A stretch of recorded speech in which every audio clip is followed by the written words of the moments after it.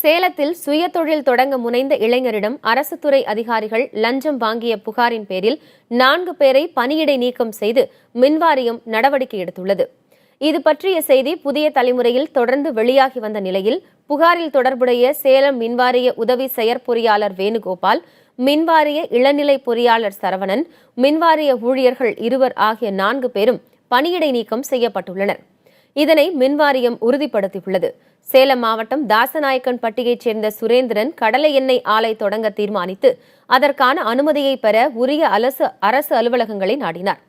அப்போது விற்பனை வரித்துறை உதவி ஆணையாளர் அலுவலகம், ஆலைக்கு மின் இணைப்பு பெற நாடிய மின்வாரியம், மாவட்ட உணவுத்தர கட்டுப்பாட்டு அலுவலகம் உட்பட அனைத்து இடங்களிலும் லஞ்சம் கேட்கப்பட்டதாக வீடியோ ஆதாரத்தை சுரேந்திரன் வெளியிட்டார். இந்த செய்தி புதிய தலைமுறையில் வெளியானது.